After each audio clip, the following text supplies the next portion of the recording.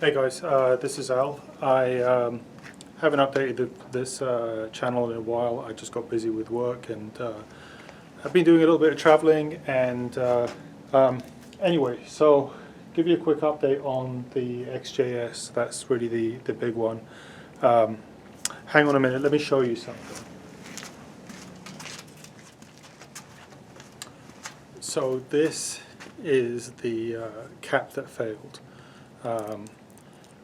We knew it was loose when we put it in, so we used this product called Seal All, which didn't seal any, to be honest with you. So we used this product called Seal All, and we thought it would hold it together, and it held it together for a few days, but eventually the fuel pressure just basically popped the fuel line out, and as a result you had zero fuel pressure.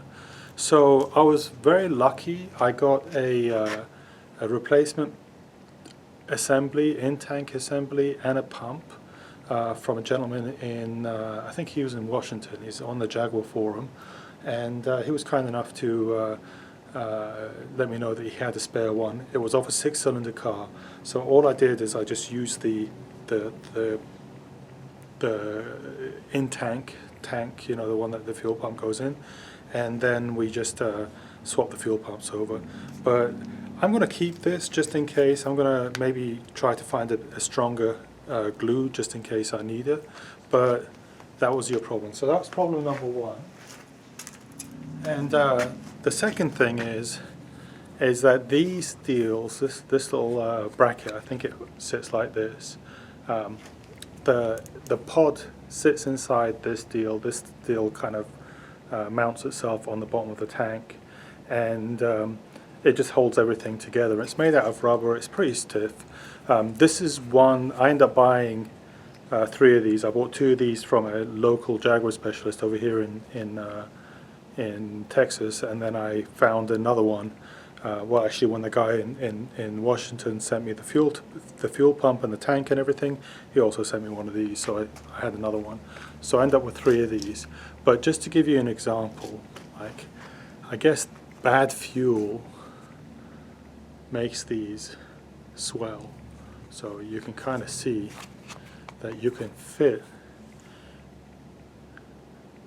the swell, the nice one, the one that works, into the swollen one, and it's basically very, very loose. It's like it looks like it's just gotten a lot bigger. So these were unusable. They won't hold anything inside the tank, so we swapped them out with these guys, and everything worked well.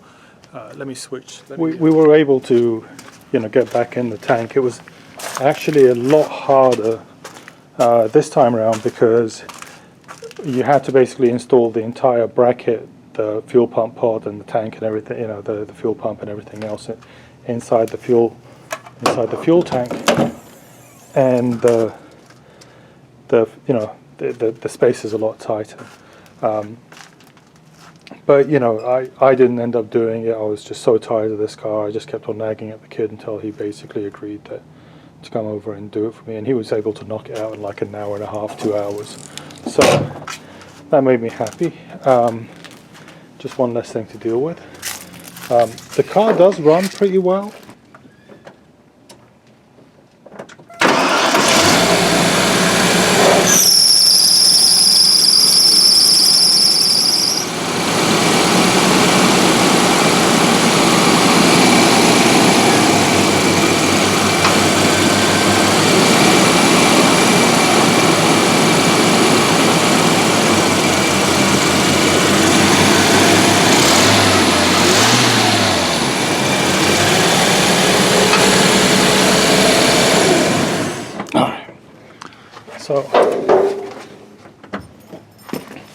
So the car does run pretty well.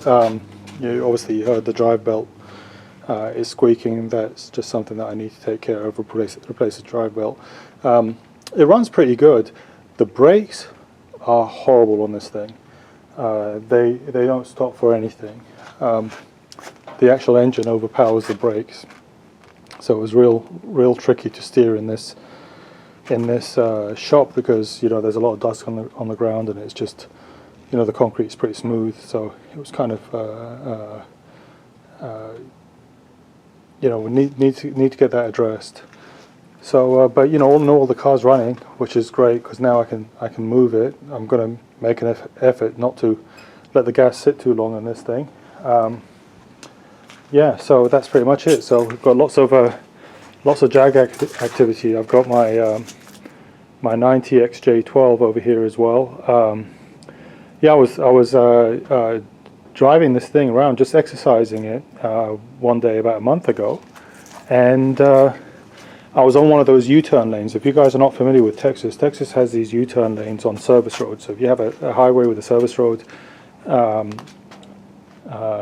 instead of having to basically take a left and a left at the traffic light, there's always a dedicated U-turn lane, so you can kind of go under the underpass and kind of just do a straight U-turn.